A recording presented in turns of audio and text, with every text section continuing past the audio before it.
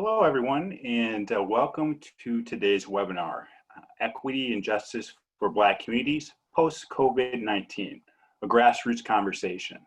I'm Brandon Coffey-Borden, a Managing Associate with Community Science. During our time together today, we're going to hear from an experienced and passionate panel about how the COVID-19 pandemic has shed light on some of the glaring inequities in our society in their grassroots work to support Black communities to survive and thrive post-COVID-19 in the pursuit of equity and social justice. Before we jump in, I'll begin today with a few webinar housekeeping items. Please use the arrow to open and hide your control panel as needed. Please also note that all participants will be muted during the webinar today, and that the webinar is being recorded and will be shared at a later date. Also, please submit questions and comments via the chat icon on your control panel.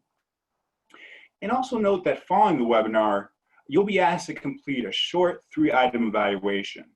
You'll be redirected from Zoom to an external site. Please take the time to complete that evaluation form. Your feedback is very important to us. And finally, if you have any technical problems during the webinar, please contact our team using the email address that you see on the slide. Also, we're streaming the webinar on Facebook Live in addition to Zoom through Community Science's Facebook page. So please share the link so others can join via Facebook Live as well. So in terms of the roadmap for our webinar today, we'll begin in a moment with an introduction to our panelists. Then we'll have a brief overview of the context surrounding the COVID-19 pandemic in Black communities. We'll engage in a discussion with our panelists and then pause for some audience questions. And then we'll conclude with a call to action and wrap up. But now I'm excited to have the opportunity to have our panelists introduce themselves to you. First we have Mike Biggs. Thank you, and thank everyone who's watching. Really excited to be a part of this panel. My name is Mike Biggs. I'm Senior National Organizer with FIC-PFM, which is the formerly incarcerated Convicted Peoples and Families Movement, anchored in New Orleans, Louisiana. And so I'm very excited to, like I said, be a part of this discussion today and to also sit with this esteemed panel. Thank you very much. Thanks so much, Mike. And next we have Sinead Darby. Yes, my name is Sinead Darby. I am from Wilmington, Delaware. I'm also the founder and a campaign coordinator for Black Mothers in Power. It is an issue campaign focused on addressing infant mortality rates for Black babies and also looking at mortality rates for Black moms and the morbidity rates for Black babies and Black moms. I'm also a mother of 3. I'm a therapist. I'm in the Army National Guard. And I'm a community organizer with Network Delaware and the Urban League here in Delaware. Great. And we have Vontrice McDowell. Good afternoon, everyone. Again, thanks for having me here as well and for everyone that's tuning in. I'm Vontrice McDowell. I'm the Director of Community-Based Interventions with Alive and Well Communities. Alive and Well is a local nonprofit in the St. Louis region, building awareness of the impact of trauma and toxic stress with the goal of disrupting and changing systems for the betterment of our community. I am also a lead organizer for a local initiative in response to COVID called Prepare STL, and I co-chair our St. Louis Violence Prevention Commission in our area. And we're also joined by Brandon Snyder. Hey, so what up, though, folks? My name is Brandon Snyder. I'm the executive director here at Detroit Action here in Detroit, Michigan. We are a community-based organization building political power for Black and brown working class Detroiters all throughout the metro area. You know, our issues revolve around jobs, housing, criminal justice reform, public education, and democracy. So I'm excited to be on this call, and I'm excited to have a conversation with you all about this response, you know, that we're in this moment that we're living in. All right. Well, thank you to each of our panelists for joining us today. And next, I'd like to thank the team at HOUSEKEEPING that helped put together this webinar.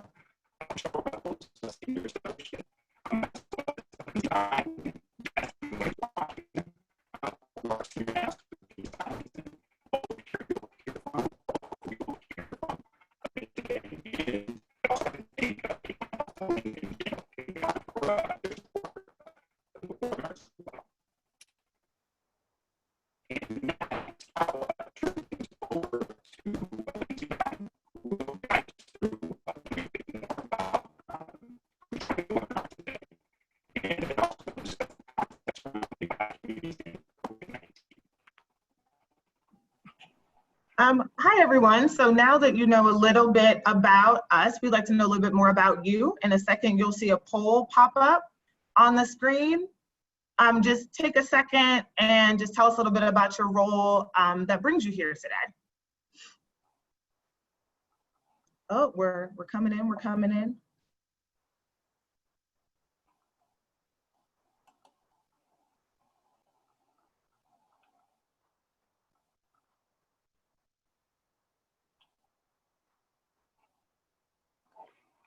Give another couple seconds.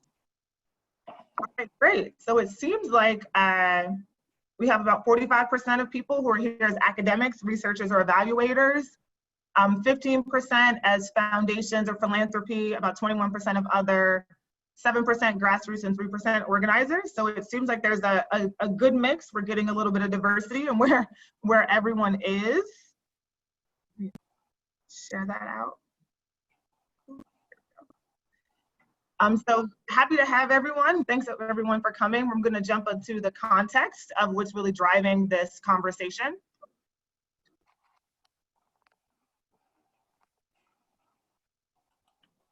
So this data that you're seeing now is accurate as of this past Sunday, July 12th, from the COVID Tracking Project, and it includes data from all states and US territories that are actually reporting COVID data by race, which we know is not everyone. Hopefully that'll be changing. We also know that these numbers are likely skewed based upon actual testing rates. If you don't have access to a test, you can't be counted as a case. But as you can see by these numbers, Black people are making up about 20% of COVID cases. So we're already seeing a disparity with Black people only being 13.4% of the population, but making up 20% of the cases. And this disparity is even larger and more jarring when you look at COVID deaths. So Black people are over 2 times more likely to die from COVID-19 than their white counterparts. And these are the figures that have been floating around and really getting into the media as this is a really big problem. But we know that this is not just a health issue, this is an equity issue. And when we talk about equity, we don't just mean lack of disparities. We mean ensuring that disadvantaged subpopulations have both equal and fair access to opportunities and resources that would even enable them to have positive outcomes. And that really means eliminating a lot of those root causes that are attributing to barriers. So when we say root causes, we mean all of those systemic issues. So the social, the political, the commercial, the economic, that are standing in between people actually having an equitable chance at having those positive outcomes. So we're going to switch it back to Brandon to talk a bit more about some of these root causes and begin to actually talk to the panel discussion. Great. Thanks so much, Lindsay, for taking the time to provide that critical overview, which reflects the disproportionate impact that COVID-19 is having on Black communities, while recognizing that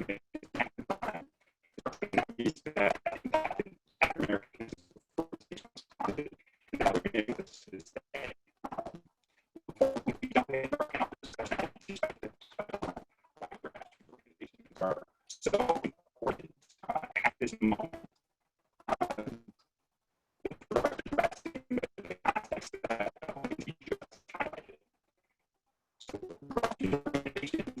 voices are essential to ensuring to be a message that we bring up here.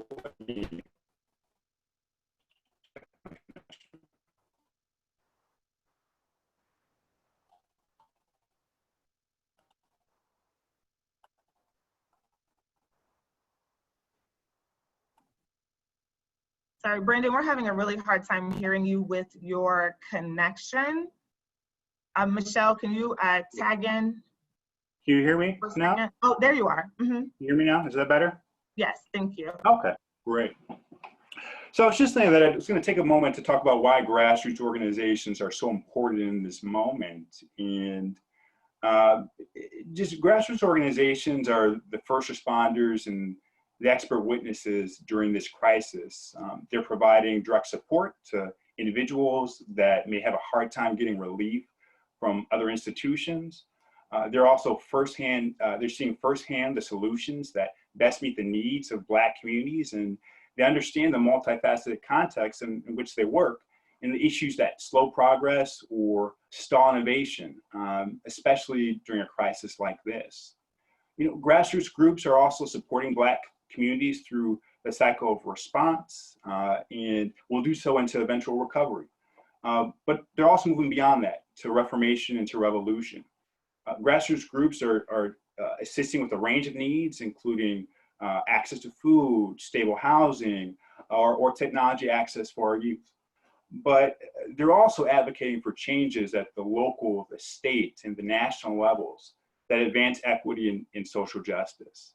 And the networks supported by grassroots organizations are a natural way for people to participate in advocacy efforts and social movement activities in their communities and really drive the change that they want to see. So next, I'd like to turn to our panel discussion and begin with our first topic. So please tell us about your work during the COVID-19 pandemic and how it's addressing structural inequities. And we'll start with Vontrice and then move to Brandon and then Shanae and Mike. Thank you. So Alive and Well for the past few years has really been able to build awareness around the impact of trauma and toxic stress through in-person engagement, through community work, and through trainings with our schools and our healthcare providers. So obviously with COVID-19 and with us having to shelter in place, like many other organizations, we had to pivot to this virtual platform. So we've done that and it kind of worked out pretty naturally. However, because of how we were established, coming from a health-based organization that saw the disproportionate impact of chronic illnesses on Black and Brown communities, we kind of knew from our experience that COVID would disproportionately impact Black and Brown communities in the St. Louis region, if not throughout our country. And I think we're seeing that. And so one of the ways we were able to respond was to join a grassroots collaborative effort called Prepare STL. And we organized that in partnership with several other organizations. And we kind of view ourselves as an extension of our public health departments. And what we are working to do is kind of three areas: public health education, because a lot of our folks in our community didn't fully understand COVID and the impact of COVID, and then economic relief.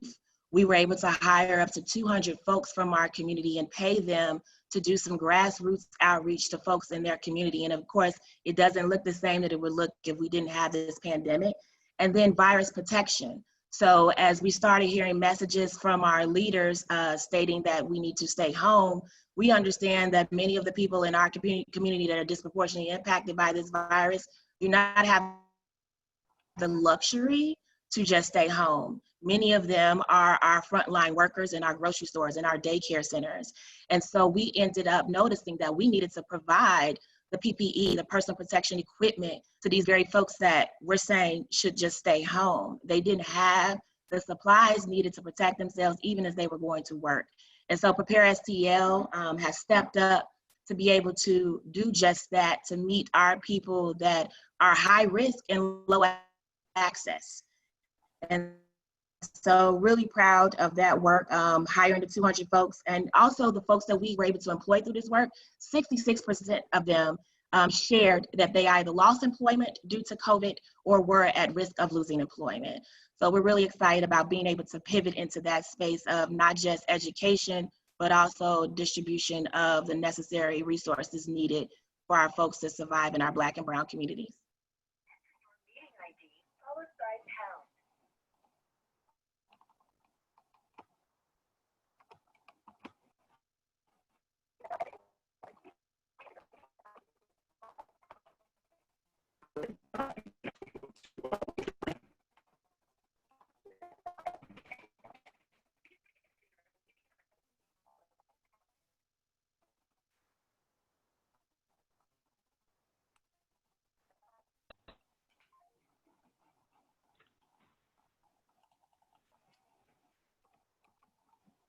Mike, can you tell us about what you're doing in that area?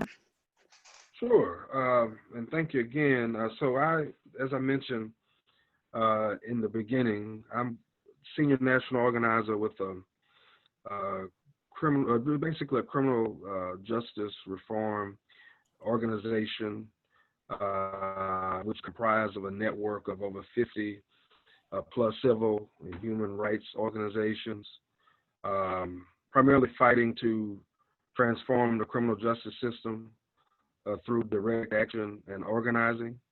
And so we had began the year focused primarily in two areas: census outreach, making sure all our folks were counted and not left behind, and then voter registration, making sure we were able to, flex some political muscle if we were to have our folks registered and voting in these critical elections and deciding a lot of these critical races across the country.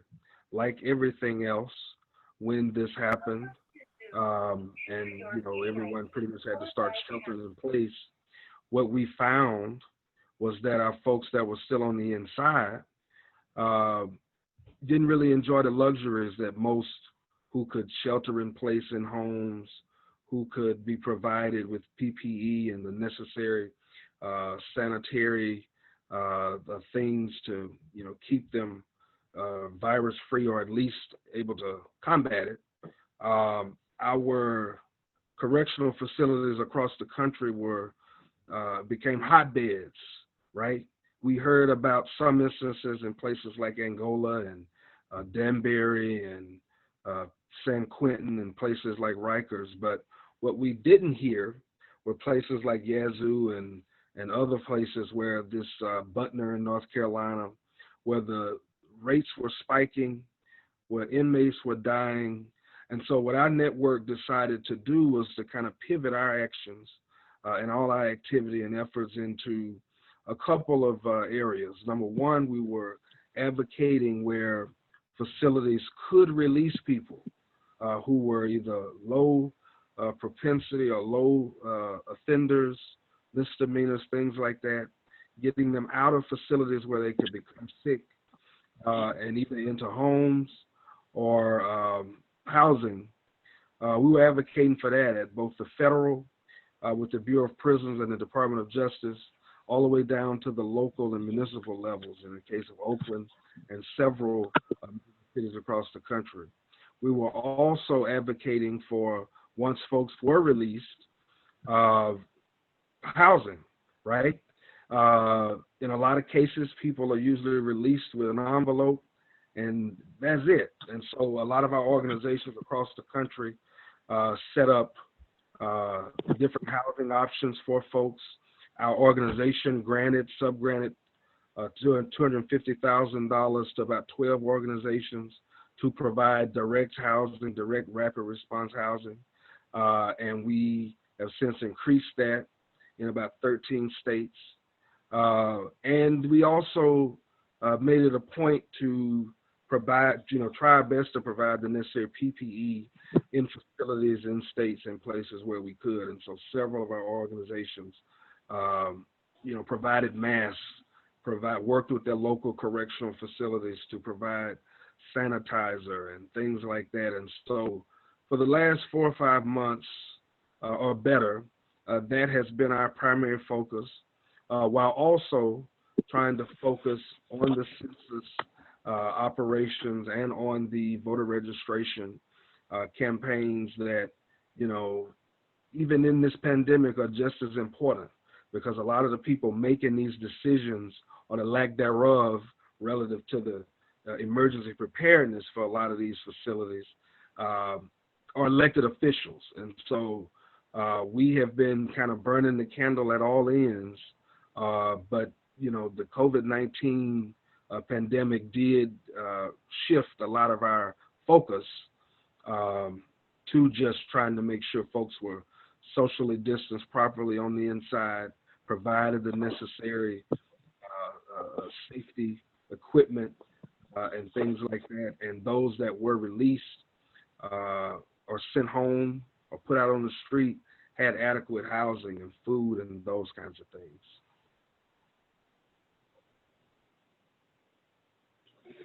Great, thank you so much, Mike. Sinead, can you tell us a little bit about your work during the COVID-19 crisis and how it's addressing structural inequities? Yes.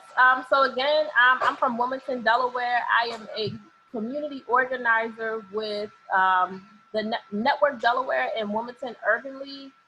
And as the Wilmington organizer within Network Delaware, there are many different structural equalities and equities that we're trying to address, from housing to the criminal justice system, looking at the immigrant population, and more specifically to the work that I do is focusing on Black maternal health care, Black mothers, Black women in our community. In response to COVID, well, I do want to go over some statistics really quick about Delaware. So Delaware is the 14th highest statewide with infant mortality rate. So there are 50 states, and if you were to rank them, Delaware hits number 14. And a lot of people, Delaware, we're on the map. A lot of people don't know we exist, but we're here. And Delaware is the second to smallest state. So it's not a lot of people here. We're very small. We can drive through Delaware in 2 hours, 2.5 hours maybe. And we have one of the highest infant mortality rates out of the country.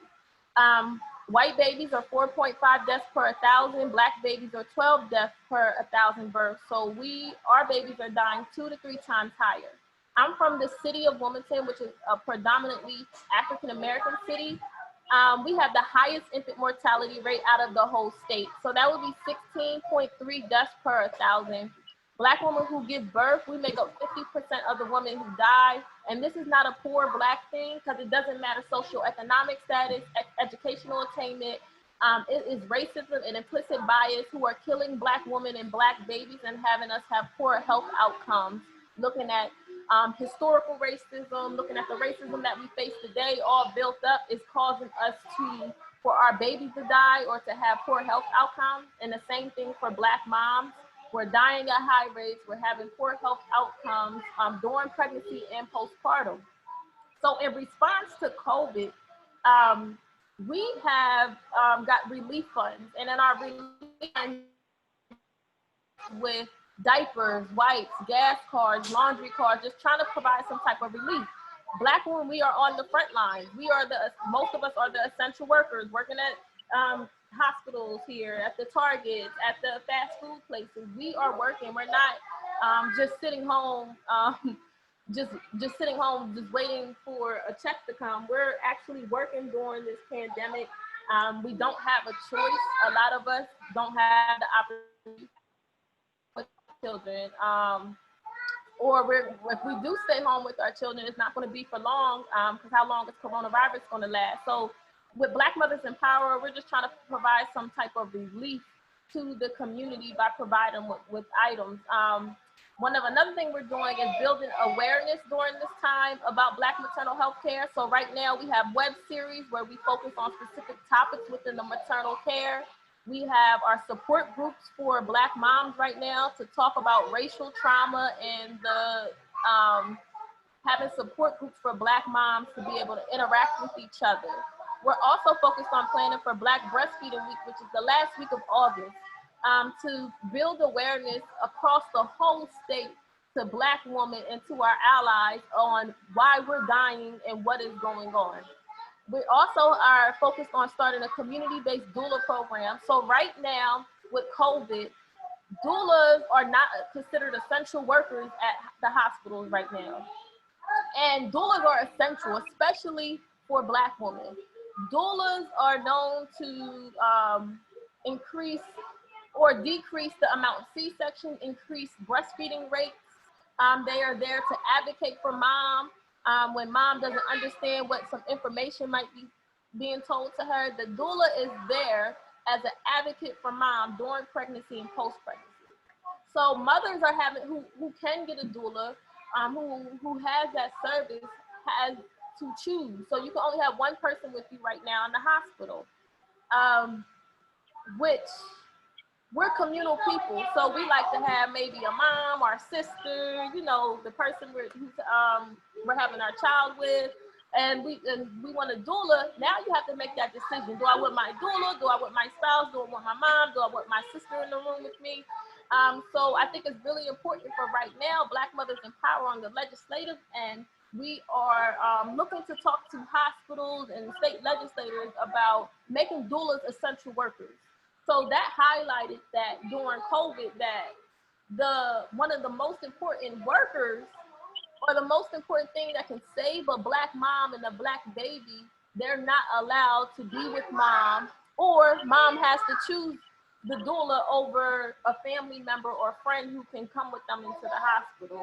On the legislative end, we're also pushing for Medicaid reimbursement for doula services and private insurance, because Black women, we're dying at every educational level you can think of. We are dying, and it is no joke. So we have to make sure we can expand doula services, and that when doulas do go into the hospitals during pandemics, like hopefully we don't have one in our lifetime or ever again in the future, but during these pandemics, they are considered essential workers, and they're treated like workers, like a nurse who comes into a room, that they're treated like the staff, that they're treated with respect when they go in. And also we're advocating for doulas to be able to go into the prison system. We're also looking to do, we talk about the community-based doula program. We want to do implicit bias training. So we are pushing for these things during this time, because as you know, health disparities for Black people always existed, but COVID just kind of tore another layer of it for everyone to see it even more, because people saw it before, they were ignoring it. Now we peeled another layer, now it's getting clear. So you can see more that this is not new. We have been dying at higher rates, not just because of COVID, but for almost every single other health disparity you can think of. Black people, we are the highest rate for. So COVID just highlighted those issues even more. It just made you see it even more clearer than what it was clear before, because I think people saw it before. They just ignored it, didn't do anything about it. So that has been Black Mothers in Power response to COVID. We are addressing health disparities throughout the state of Delaware. Thanks so much, Shanae. And Brandon, if you could tell us about your work during COVID-19 and how it's addressing structural inequities. Yeah, thank you for that. And I think, so one of the key things that I want to mention is that, you know, in the work of Detroit Action, you know, we see ourselves as a political home for working class Black and brown folks. You know, we see ourselves as a union, if you will, or a worker center for people with and without jobs. And what this ends up meaning in the city of Detroit is that it's our members who are on the front lines when it comes to to battling COVID-19, but also comes to the front line when it comes to servicing the rest of the broader community during this pandemic. It's our folks who are delivering food. It's our folks who are at the cashier's counter when you're at the grocery store. It's our folks who are working in the factories that work, like the GM factory that was called back to work during the pandemic. It's our folks who are the janitors, you know, at the downtown buildings that stayed open. And so what we've seen in the city like Detroit, that's 80% Black, but has 2/3 poverty, is that we've seen this deep inequitable rate of death and a rate of transmission for Black and brown working class folks. We've seen, you know, this impact folks in a way that caused Michigan and the state of Detroit, or the state of Michigan, to be the 7th highest in deaths in the country. You know, where the state of Michigan had 70K cases and 600 deaths, but 11,000 of those, almost 12,000 of those deaths were in the city of Detroit. You know, meaning that it's our people, it's Black and brown folks who are experiencing the disproportionate impact of this.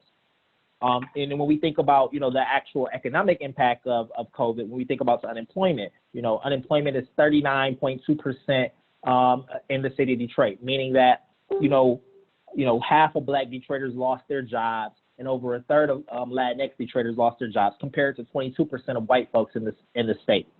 So for us, you know, this idea of racial inequity and combating the dual pandemic of racism and the virus of COVID, you know, is deeply personal. our roots as an organization grew out of being, one, a campaign of SEIU during the Fight for Fair Economy days, but two, being a homeless and workers' rights organization. And so when it comes to this, what we've seen is that many of our folks, who were struggling before, were deeper in debt, were deeper in the hole in this moment. Many of our folks lost their jobs. Many of our folks, are on the verge of losing their homes. And so we actually shifted our approach. Instead of being a traditional organization where, we would knock doors and have conversations and do phone banks and do, sort of the impersonal meetings that you see a lot of traditional campaign social economic justice organizations do, we shifted our approach to really focusing on three sort of pillars of our work. One being policy reform, the second being leadership development, and the third being community care.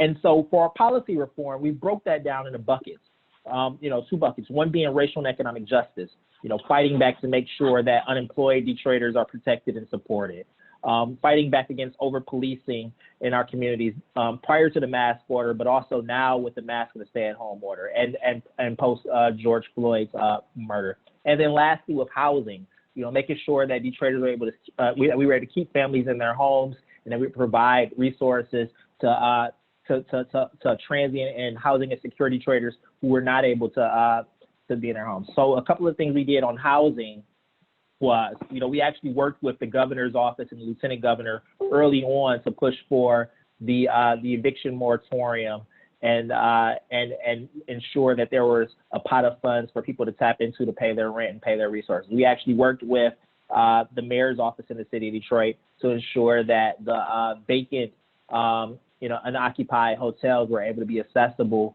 for folks who are housing insecure at the moment, and also, opening up new beds for Detroiters who were unable to, who were out on the streets. And we're still pushing back against them to ensure that folks who are, who contracted the virus, actually have places where they can be isolated, and be comfortable and be treated with dignity. And then we, when we talk about housing and the moratorium, we've worked with a number of our coalition partners in the state to provide, resources and to make sure people are aware of what's going on in this moment. But one of the things that we noticed from our membership was that a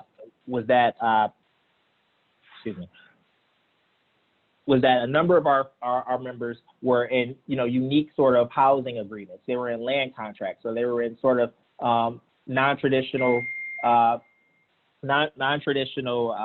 rental agreements. And these land contracts were sort of left off the table when it came to the governor's stay-at-home order. We actually had a member who was pressured by her landlord in a land contract to come up with $4,800, which would pay for the back rent as well as future rent, or she'd be forced to lose her home. And so we worked with, and many of these folks are able to be incentivized or be pushed to do this, because bailiffs are incentivized by the more cases they're able to get out, more evictions they're able to push forward, the more money they're able to make. So we actually are working with the governor, and we're actually able to push to make sure that these policies are taking care of for folks. And then lastly, one of the big pieces that we did to ensure that we were able to protect our community and fight back against the sort of unequitable impact that we see with COVID is community care. So we set up a mutual aid fund where we've given out, close to $100,000 for folks who are in need throughout our city, ranging from, issues that they have with rent or inability to have food or inability to have, transportation. And we did that through finding out what people care about through just, calling our membership and calling a broader community and understanding what people cared about, what issues were happening in their lives, and learning more about them instead of pushing them solely just to get out the vote or pushing them solely to fill out the census or register to vote. Things that we were doing, but they came secondary to asking what they cared about and also providing resources. No, thank you all so much for giving us some insight into the important work that you're doing. And, one of the things that, I think is a clear takeaway is that, you are doing important work, not just to provide an immediate response to the needs of Black communities, but also are doing important work to try to make longer term policy change and move us toward more transformative change.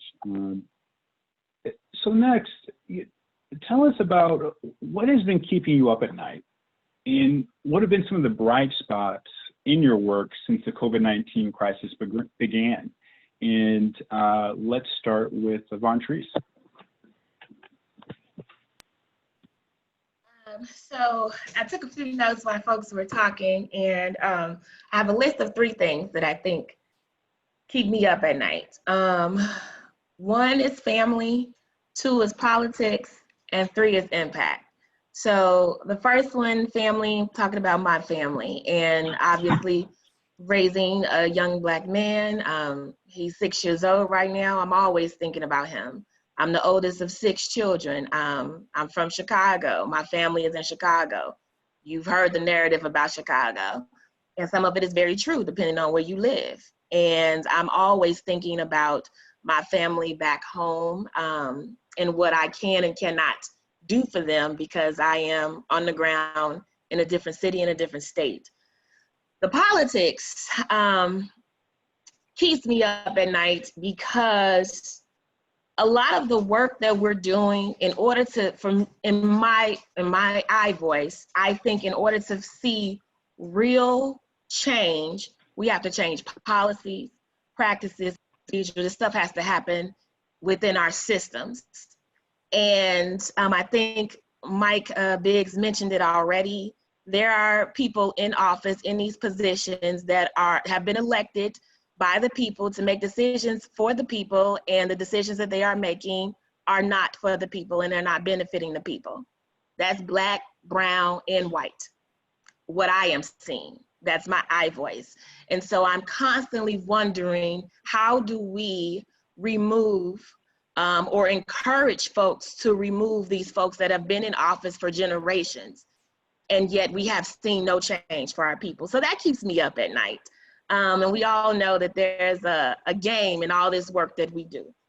The last one is impact. So I'm always questioning whether or not I am doing enough, and whether or not I am having an impact in my area. And when it comes to community work, when it comes to systems work, you don't see the fruits of your labor right away. You just don't. And so I'm thinking about some of the things that the other panelists have already shared. So I think about Sinead speaking to the infant mortality rate and the low birth rate, and the mortality rate amongst Black women. And when she's absolutely right, when she speaks to things in our research, we know that a Black woman with a college degree or more is still 50% more likely to deliver her baby at a low birth rate in comparison to a white woman with less than a high school degree. That's a whole problem, right? Because I'm a social worker, and we are traditionally trained to think about access and food deserts and things of that nature. But the sister hit it on the head. It's not that. When we think about access, I'm assuming that a sister with a college degree or more might have a car, might have a hell of a job, and may have access to groceries, right? It's racism. That's it. But it's not just that interpersonal racism that we are experiencing, right? That's causing that toxic stress and trauma, that's increasing my cortisol rates, that's impacting my ability to reproduce. But it's also that structural and that systemic racism. And a lot of folks are really going to begin to have to own how they work in systems, healthcare, education, and others, that perpetuate racism and impacts the death rate, the mortality rate of Black and brown people. So the other thing you asked about bright spots. So after going on my little tangent, bright spots in my area of work, for Prepare STL in particular, for that campaign that started in April and has reached more than 20 zip codes in our region, hired more than 200 people, and distributed close to maybe 30,000 PPE kits through our region, has been organized and led by predominantly Black women. That's a bright spot. That's amazing to me. It just shows you, hand it over to some sisters and we'll get it done. Sorry, no disrespect to others. And then the other thing is, I think, our local foundation, Missouri Foundation for Health, has noticed the success of this campaign and has granted us $1 million grant for phase 2 of Prepare STL. And so that work can now, what was intended, right, to be an immediate temporary response to what we thought was a temporary pandemic or crisis is now this work can continue through 2021. And so we're super excited about that. The other thing that I think is a bright spot, as uncomfortable as it may seem, there are more people, and you all know about Ferguson, you know about Mike Brown and all the things that have happened in the St. Louis region, but there are more people and organizations willing to lean into this conversation around racial equity and white supremacy. And that is the bright spot. Everybody don't understand it at the same level, right? But at least there are many folks that are willing to lean in and say, what is this thing called white supremacy? What do you mean when you say racial equity, and what can I do? How can I be either an ally or a co-conspirator? And so I think that's a bright spot, and I appreciate that. Thank you so much. Brandon, tell us a little bit about what keeps you up at night, and what have been some of the bright spots for you since the crisis began?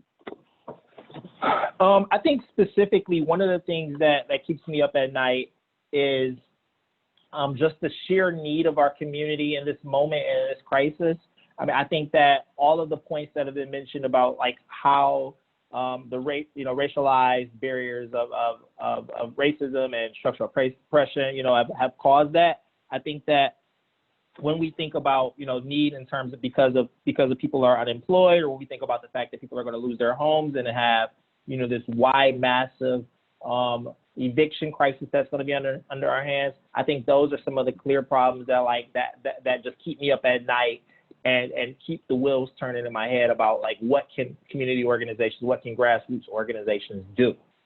I think that, more to that point, I mentioned that we set up a mutual aid fund to support our community. But none of us who run nonprofits came into this year thinking that we'd have to spend, significant dollars out of our general fund to support our community. That's not a thing that, was on any of our minds. And so now we're thinking about not just this year, how to make up budget gaps, how to fill in the gaps, but also what does it look like next year as like foundations, as communities, tighten their belts. So, so those things keep me up at night. Those things keep me worried. I think like more to the point and like more specifically on like what gives me hope is that, I think that in a lot of our fights and a lot of our demands, whether it's on housing, or whether it's, some of the abolitionist values that like Detroit Action holds and like a lot of folks hold, we're on the right side of history. There are people now out in the streets, talking about defund the police. There are people who are out in the streets, who believe and see this moment as a need to say like, housing is a human right. There are people who believe and see this moment as saying like, our healthcare shouldn't be tied straight up to our jobs. So I think that we're on the right side of history in terms of our narrative, in terms of like building the actual multicultural populist movement that we need to win. And I think that like we're on the right side of history because it's being led by Black folks. It's not on the, we've never, took up the back of any movement, any fight. But I see that like the vision and the work that our ancestors and our cousins and our friends and, even the folks on this call have been doing is like shifting and shaping the political conversation of right now. Thank you, Brandon. Shanae, what are some things that have been keeping you up at night, and what have been some of your bright spots since the crisis began?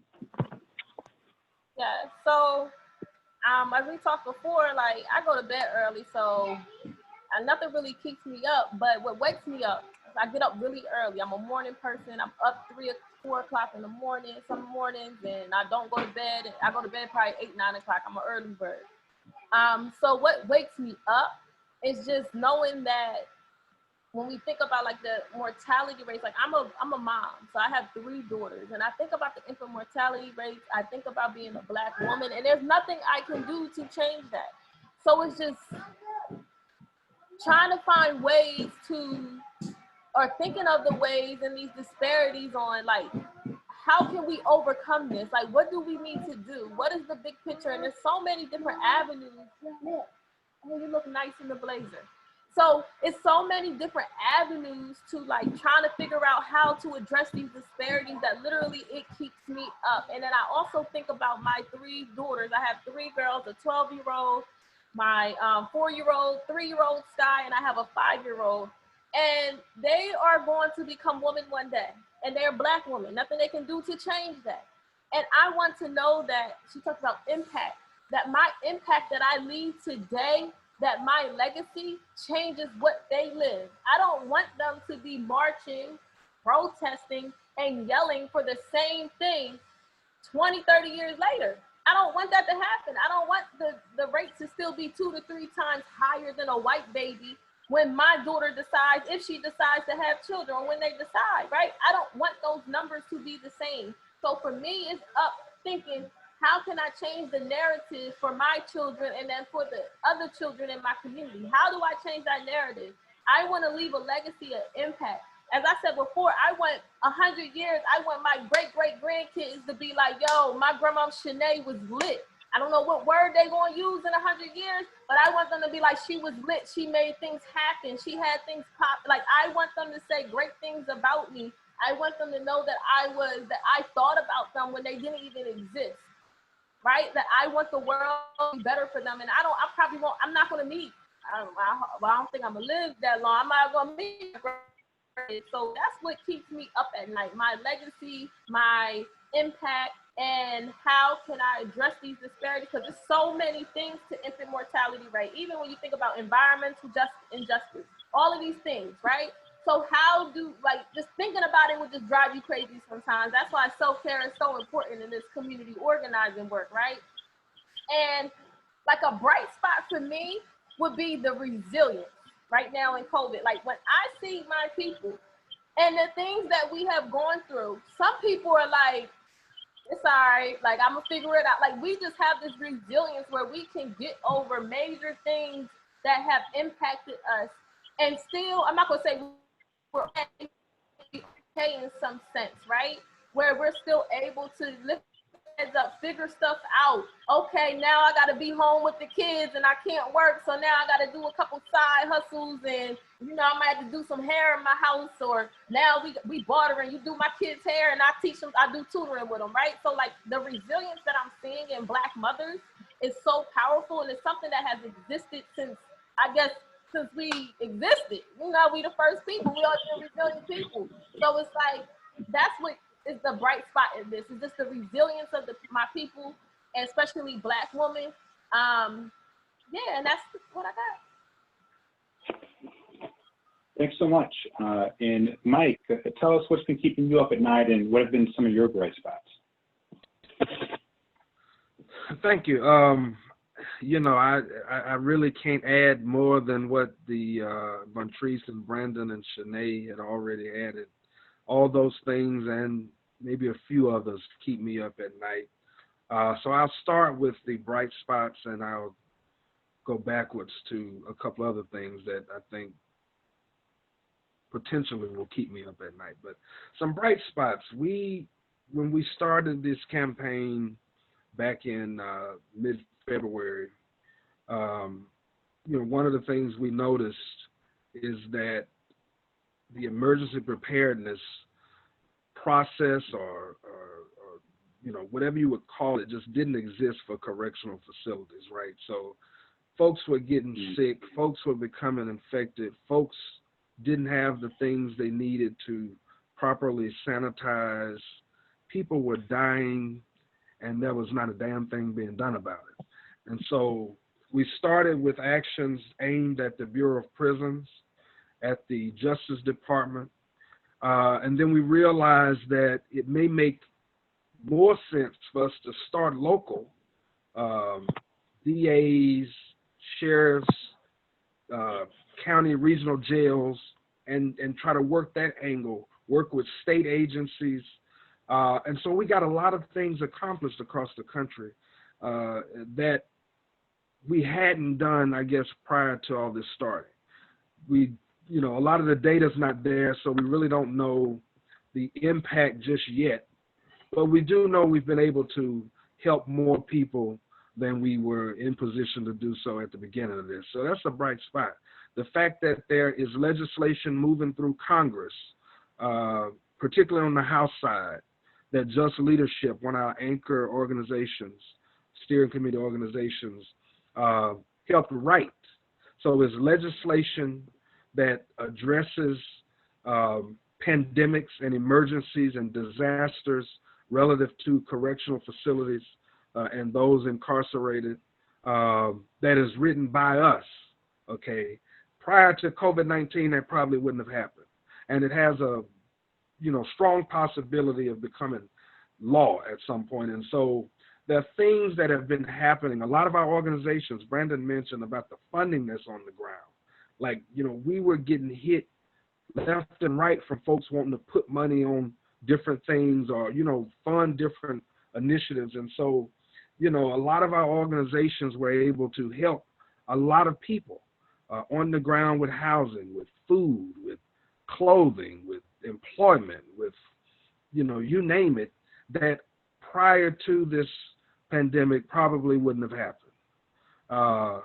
Whereas we probably hadn't gotten as far as we wanted on census outreach and on registering folks to vote, we can honestly say that there has been some good work done in some other areas. And so those bright spots, I think, would not have happened had it not been for, I think, the times that we're in. Now, beyond what we've heard, what really keeps me up at night, folks have mentioned the uniqueness of the time that we're in, right? Mississippi just retired its Confederate emblem state flag a few weeks ago by a vote of a majority in a Republican legislature, Republican House and Senate. So the times have changed. We see energy in the streets all over the world, not just the United States. And we're hearing that this is likely the movement for, basic rights, but, fighting for Black lives across the world is probably one of the largest movements ever, right? And it's happening in our time. And we've got all this engagement. Folks are paying attention. Folks are excited. They are, participating in things. What keeps me up at night is, will we be able to seize this moment, right? Make real change, make lasting change, as Shanae mentioned, so that so my kids and your kids and all our kids and grandkids are not back here again 20, 30 years from now.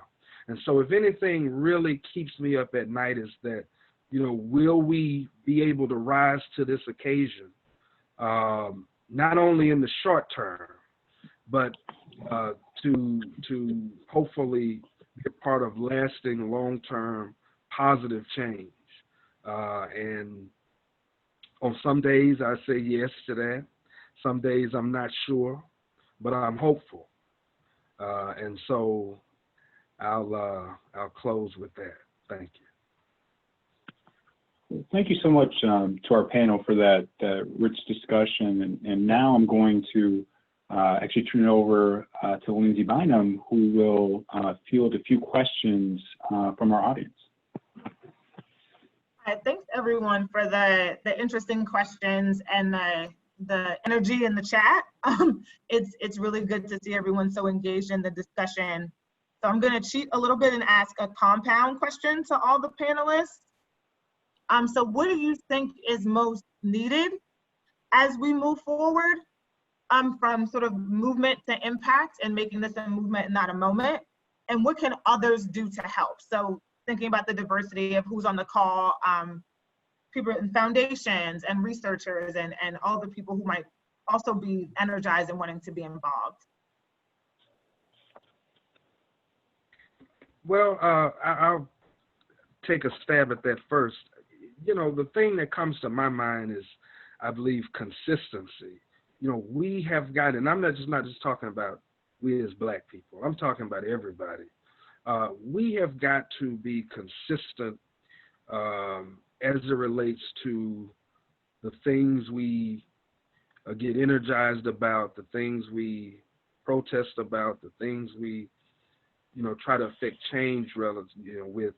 And a lot of times something happens, we get involved, and then the weekend comes or whatever, and and then we kind of wait until something else happens. And usually it's that time that we're not engaged where we really could have made a huge difference. And so My hope is that, you know, this moment is not just a moment, it's, you know, a part of a movement that continues even in victories, right? So we get stuff passed, we get funding, we get different things, but we keep fighting, and we keep demanding that things change and or get better. So I just hope that we remain consistent.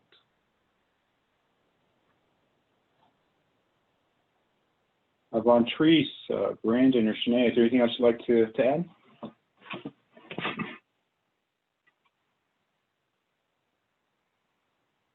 add to the question of what folks can do to help.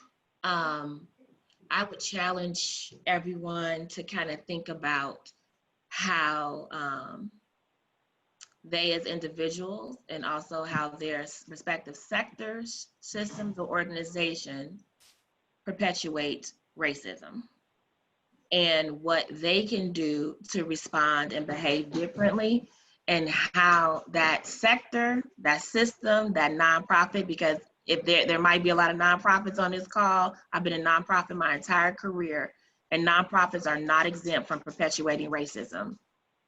And so how do we really begin to look at how we advance equity and how we perpetuate racism in the work that we do? I think that's what we can all do to help, because also Black people, brown people are not exempt from perpetuating racism.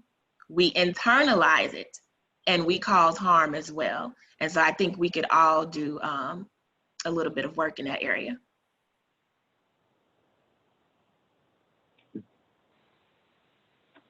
I'll just be real brief and say the only thing I think I would add to that is that, like, you know, political parties as well as, you know, foundations aren't exempt from that either. So we got to also, you know, do well to make sure that people are, you know, having a gut check and, you know, checking out what the biases that folks are having and bringing towards evaluation and towards donations when it comes to that. So, you know, I think that, you know, we want to make sure that we're building power and, like, our liberation is ultimately got to be collective. We believe it's led by Black and brown folks, but it's a collective liberation. And what that means, you know, for, you know, our white allies is not really to be allies, is to be co-conspirators, you know, not just, being an ally, but actually being in the game with us and elevating the voices of Black and brown folks. So that's what I would add.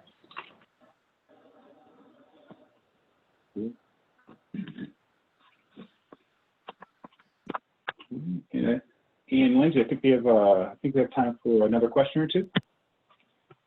Wonderful. So another question that came up was the burden of being impacted and also needing to be a part of the solution. So how might we make sure that approaches to some of these systemic equity issues are inclusive of those most impacted without unnecessarily adding to that burden?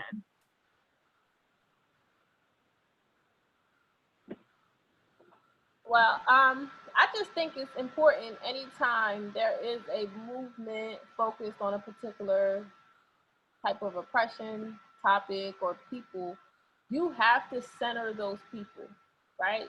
You have to center their experience. You have to learn to stay in your lane and step back when it's time, right? So you always don't have to be the voice. For instance, I'm not a person who lost anyone in my immediate family to gun violence. Someone reached out to Black Mothers in Power and was like, we need you to speak at a rally about gun violence and police brutality. And I'm like, I can't speak to that, but I can find you Black women that I want to make sure their voice is censored, that they're at the forefront of that movement, right? So it's just learning, I think, to know what your role is, know where you are, what your voice is, and what your intent and impact is. I think it's important, again, to always center those voices and not to just center them for their story, to take their story. Make sure they are part of the movement, that they are in the administration, that, like, in every single aspect of the movement, whoever you're trying to impact, they have to be, for it to be successful, they have to be in every single decision making, every single part of it working.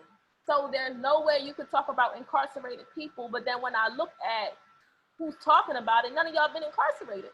Why didn't y'all reach out to incarcerated people to make sure you can develop their skills and you can develop their leadership abilities that they have within, so that they can be in your positions to talk of what you talk, right? So it's about developing leaders, right? It's not about you taking your skills and wanting to run and everything, but you have to develop other people who have those skills and leadership who are impacted, so they are the voice, and you center them and you push them out there and you stay in your lane.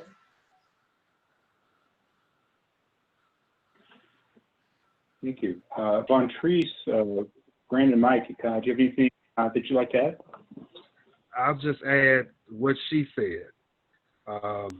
Those closer to the pain are always closest to the solution. And so, you know, that's something that we not only advocate, but, you know, that's what we teach and train on and try to lead by example in. So that's all I add. Echo that.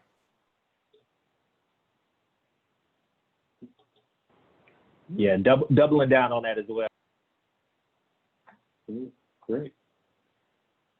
Well, thank you so much to our panel today for your really inspiring and passionate work, and for sharing your experiences and your perspectives. And before we turn to our call to action, I just wanted to take a moment to reflect on some of what we've heard today. So I think first, our panelists spoke to the importance of meeting the immediate needs of Black communities to maintain their well-being, but at the same time working toward transformative and lasting change. It's not an either or, it's a both and. I think we also spoke to the issue of housing. The Black community has experienced structural inequities in housing for a very long time, but with moratoriums on evictions and utility shutoffs and the like close to ending in many states across the country, or not even being respected by people in power, there's a crisis that's looming. And of course, an added consideration is that African Americans, like most Americans, hold a majority of wealth in their home, if they're fortunate enough to own one. And that puts a large share of the Black community's wealth at risk in this pandemic, just like the Great Recession over a decade ago. We've also talked about the importance of networks and how networks in Black communities have connected people, making asks and offers in small and large ways for material support, for social support. And this has been especially important as economic and social systems and institutions have failed to meet the needs of Black communities as COVID-19 has spread. And these networks have also served as a platform for advocacy and mobilization for policy change. In that vein, we've talked about power, holding leaders and institutions, whether in the public sector or the private sector, accountable for their actions and demanding the changes that Black communities want to see. We've also talked about intersectionality, that efforts to advance equity and social justice have to account for the different identities that Black people hold, in making sure to see Black people as whole people, and addressing individual needs and the structural barriers they face in a holistic way, whether someone's Black and trans, or Black and Muslim, or Black woman. I think the diversity on our panel shows that Black people are everywhere. There are Black communities in need during this pandemic and that are fighting for equity in urban areas and in rural areas, in the North and the South. I think it's worth reiterating, we've talked about this, but the Black communities are facing two pandemics. One's driven by COVID-19, the other is driven by structural inequities that have existed for hundreds of years. And both these pandemics threaten Black lives and they threaten Black futures. And both these pandemics require action. But there's also cause for hope. We've heard that there are some bright spots. One, the resilience of Black communities as they're dealing with this pandemic, as well as in this moment, allies coming forth, and there being a focus on trying to create real lasting change and address these structural inequities that have existed for so long. So before we Before we turn the call to action, I just wanted to ask our panel to just tell us briefly, when you think about the future, what do you think is the most pressing issue that needs to be addressed to enable Black communities to thrive in the wake of COVID-19?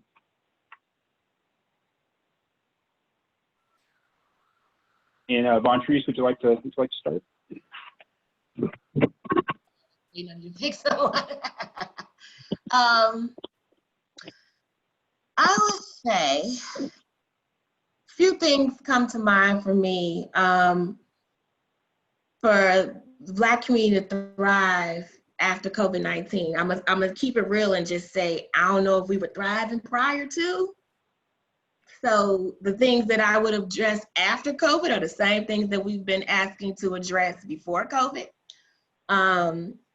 So the things that come to mind immediately for me, again, thinking about our broken systems, education. I'm a strong proponent and advocate for education, equity, equitable education. I think as we transition during COVID, because we see it's not going anywhere anytime soon, and our kids are getting ready, our babies are getting ready to go back to school. So we think we may be going into 100% virtual platform. And we know that our communities don't even have access to internet. A lot of our babies don't have laptops, right? So we should have been addressing educational equity prior to COVID, but now, like the sister Shanae said, all of these issues are being illuminated by COVID. The other thing I'll just throw in there real quick before passing this on is mental health. Just gonna keep it real. I will say, if I was very honest, I have a reaction to the term resilience. I think that we are survivors. But resilience means, to me, this is my I voice, is when those issues come up, they're not killing us. We are dying. We're surviving, but we are dying. And so I think a lot of that is because of the structural racism, because of the lived experiences that we have, that's impacting our stress levels, right? And ultimately our health, but then also our mental health. As Black women, right? We're leading a lot of this stuff. This stuff is killing us. So those are the two things that I would say, how we can address mental health in our community, and then education. Brandon, what do you think is the most pressing issue that needs to be addressed? I mean, I think the one thing that I've walked away from this quarantine and this pandemic with is that, like, if you're not thinking about how to be anti-racist, anti-capitalist, and abolitionist, then you really ain't paying attention during this moment, because like all of our systems and all of our structures, as Vontrice said, have been failing us, for the creation of time and the creation of this country. And so I think that when we talk about like thriving, we have to be talking about like, how do we, advance Black movements that lead from our values, that ultimately, dismantle these oppressive systems. And that's not a straightforward answer to your question, but I think that like where we go, is dictated upon that. Like our thriving is a long way forward, because we again, we weren't thriving beforehand, and going back to what was before COVID, or going back to the 90s or going back to the 80s ain't gonna work for our people. So we got to be able to think about like, how do we advance something that's new and different and bold? And I think it starts with these moments and recognizing that. Shanae, what are your thoughts? I had to choose one thing. I would say economics. And the reason why I say economics, because I feel like if we're able to attack like mortgage companies and banks and how they're discriminating against us, to get access to capital and to funds, to be able to create our own schools, create our own hospitals, our own birth centers, then I think if we're able to tackle that in some way, right, where we're tackling like that access to capital and to funds, we don't even got to worry about how they treating us in that school, because we can build our own school. We don't got to worry about how they treat us in the hospital, because we can build our own birth centers, right? So I think for me, it would be key to like figuring out that economic piece. Like, how do we make sure that our community has the same opportunities and access to capital and funding to become homeowners, to start our own businesses, to start our own schools, to start our own hospitals and our own systems. I'm not saying like I want to be separated, but I do believe that we need our own systems in some certain ways for us to be able to thrive. And I love the survivor and resilience thing, because it's true. We are survivors, right? We survive. And like you said, it's not really resilient. It's more just surviving. And that's a good way of looking at it. But if I had to choose one thing, it would be economics, which I think we can just, you know, if I had one wish. Thank you. And Mike, please share with us your thoughts. Well, save it for the politician, but my most, I think, pressing thing is changing political and electoral representation, right? We look at who's been making a lot of these decisions with people's lives: a Republican idiot for president, Republican governors. We look at where these spikes have happened. We look at Florida and Georgia and Mississippi and places where people's lives are being played with by politicians. And so we have to get in the business of voting them out, right? It's got to be just as important for us to, you know, care who our state representative is, who our governor is, and just as much. So, like I say, who was it with, like, with the flag and, you know, all that kind of stuff. So going back to consistency, we've got to seize the moment and take political and electoral power, and I think change serious enough that we vote these people out of here that are killing us, or making it easier for us to get stuff in back. So. Well, thank you again to our panel, and I'm going to now turn it over to Jasmine Williams-Washington, who's going to close us out with a call to action. Jasmine. Hi, everyone. We're closing out. So again, thank you to our panelists today. This was such a great discussion, a great conversation. So there is a call to action. Okay, due to COVID, the deadline for the census was extended and is now October 31st.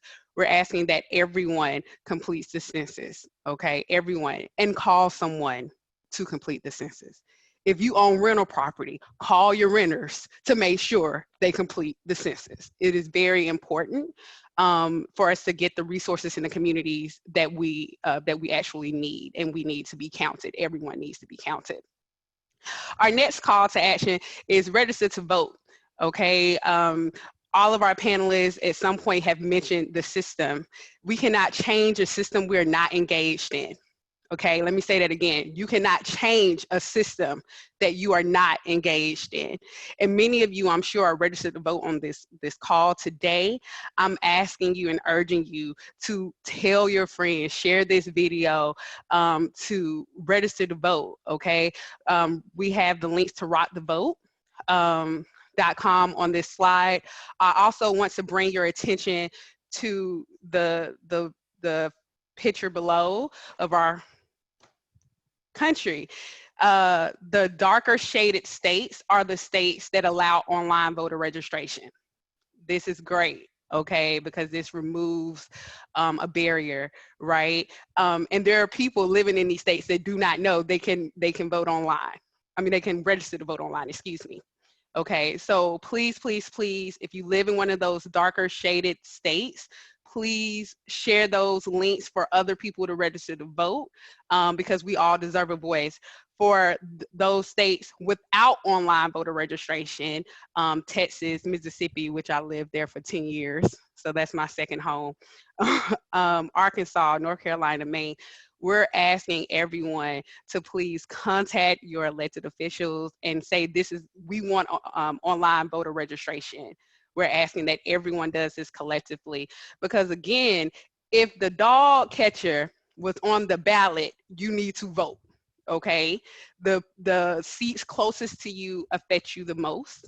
You should vote at every chance that we get, particularly in the Black community. People have died for our right to vote. Okay, they have died, and in the Black community specifically, oral history is so important. So for me, I recognize and I remember those stories of my grandfather that was hiding in a Montgomery church during the Montgomery bus boycott.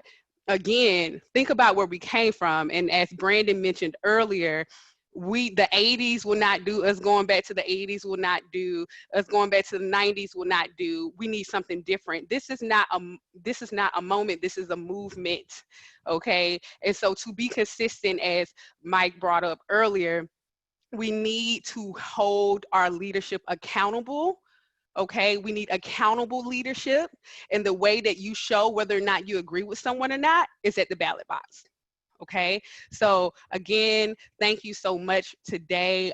We really appreciate everyone for participating, and I also want to acknowledge that we did for the first time today stream live on Facebook, and we do have people watching on Facebook. So hello everyone on Facebook, thank you so much for joining this conversation. If I can go to the next slide. Please, please, please follow Community Science on Facebook and join the conversation. Also, we have communitiesrespond.net, which is an organizing website. So if you're doing any organizing at the local level, please, please, please join that platform as well. And last but not least, I would like to remind everyone, if you have not heard already, if you did not get the email, that our Vice President, Kian Lee, she's a wonderful person, by the way. Excellent person. She's awesome. She's having a follow-up to her continuous equity strategy improvement webinar when evaluation is in service of equity. That is tomorrow. So if you have not registered, please, please, please also register for that event. Trust me, it's not one to be missed. And lastly, I just want to reiterate, Community Science is a research, evaluation, and capacity building firm, right? So obviously we will have an evaluation after this. Immediately following this webinar, when it closes out, there will be a pop-up screen. It is not spam. It is not someone trying to spy on you. It is our evaluation. Just 3 short questions. We would love your feedback. And again, thank you everyone for joining us today. Thank you all.